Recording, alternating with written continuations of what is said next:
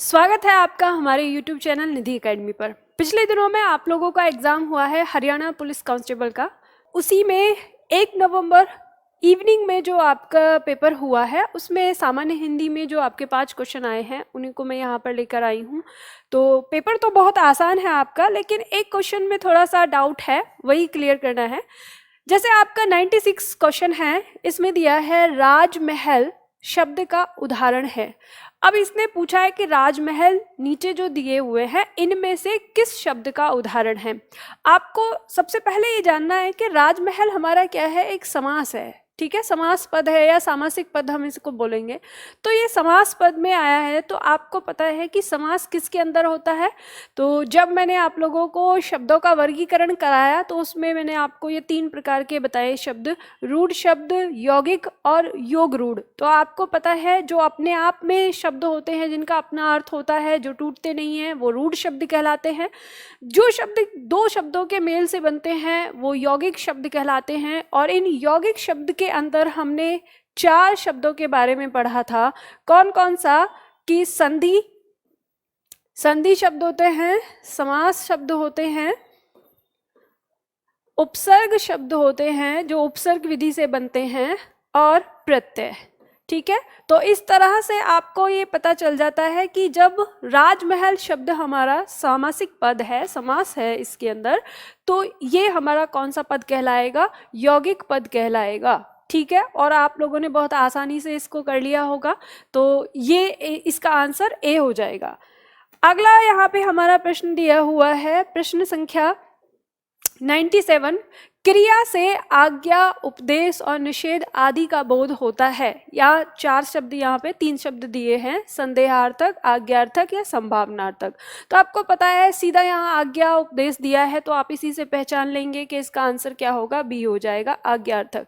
ठीक है, तो इसका आंसर बी हो जाएगा। नेक्स्ट 98।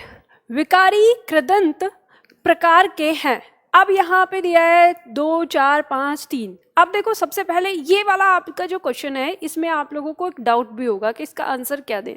सबसे पहले चीज तो यहाँ पे हम एग्जामिनर से पूछना चाहते हैं कि विकारी कृदंत क्या है, क्या मतलब है उनका। इस बात को कहने के लिए हम शब्दों के बारे में पढ़ते हैं। विकारी पद तो हमने पढ़ा है। अगर ये बात करता है विकारी पद की, यानी जिन पदों के अंदर लिंग, वचन, कारक, काल से परिवर्तन हो जाता है, वे पद होते हैं हमारे 4। अगर हम बात करें विकारी पद की, वे होते हैं 4। लेकिन यहाँ पे इसने जो ये कृदंत दिया है, कृदंत क्या होता है? आप लोग जानते हैं कि जब हम किसी क्रिया में कोई प्रत्यय लगाते हैं तो क्रिया शब्द के साथ प्रत्यय लगने से बनने वाले शब्द को हम क्या कहते हैं? कृदंत कहते हैं। अगर यह उसके बारे में पूछ रहा है तो अगर इसका आंसर आएगा 5, क्योंकि वो क्या है, वो 5 प्रकार का है। अब देखो, आयोग ने यहाँ पे ना अलग तरह से एक ट्विस्ट छोड़ दिया है कि अब आपका आंसर आधे लगाएंगे 4, आधे लगाएंगे 5।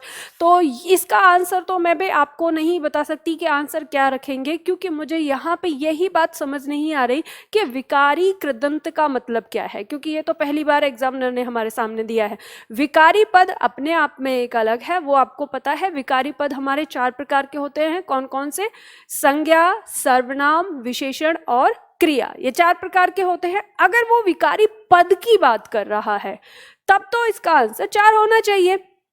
लेकिन दूसरा यहाँ पे कृदंत दिया है, तो कृदंत को हम उस शब्द को कहते हैं जो शब्द क्रिया में प्रत्यय लगाकर बनता है, उसको कृदंत कहते हैं।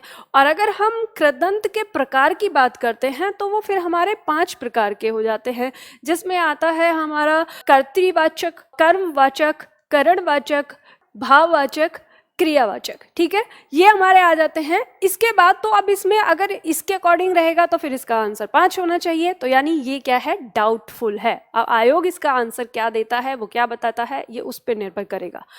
आगे अगला प्रश्न हमारा आता है यहाँ पे, जिसके आने की तिथि निश्चित न हो। ये तो बहुत सिंपल है, आसानी से आपने लगा लिया होगा। इसका आंसर अतिथि कहलाता है। ठीक, अब नेक्स्ट प्रश्न है हमारा यहाँ पर, दो भिन्न भिन्न व्यंजनों के परस्पर मेल को, तो देखो यहाँ पे दिया है दो भिन्न भिन्न, भिन्न भिन्न का मतलब होता है अलग अलग, और दो अलग अलग व्यंजन अगर आपस में मिलते हैं तो हम उसे संयुक्त व्यंजन कहते हैं। ये आप लोगों ने वर्णमाला में पढ़ा है, तो आंसर हमारा ए आ जाएगा। पेपर आप लोगों का बहुत सिंपल है, एकदम सरल है, लेकिन जैसा कि आयोग अक्सर करता है कि वो चाहे 100 क्वेश्चन दे चाहे 5 क्वेश्चन दे, उसकी आदत है किसी ना किसी क्वेश्चन में कुछ ना कुछ गड़बड़ करने की। अब 5 क्वेश्चन में भी एक ऐसा क्वेश्चन दे दिया जिसमें डाउट रहेगा, बच्चों का आपस में मतभेद रहेगा या लोगों का मतभेद रहेगा, तो एग्जामिनर इस तरह के क्वेश्चन डालता ही डालता है। बाकी आपका प्रश्न बहुत अच्छा है और उम्मीद करती हूँ आप सभी लोगों ने इसका सही आंसर दिया होगा। चलिए आज के लिए इतना ही, फिर मिलते हैं अगली किसी सीट के साथ।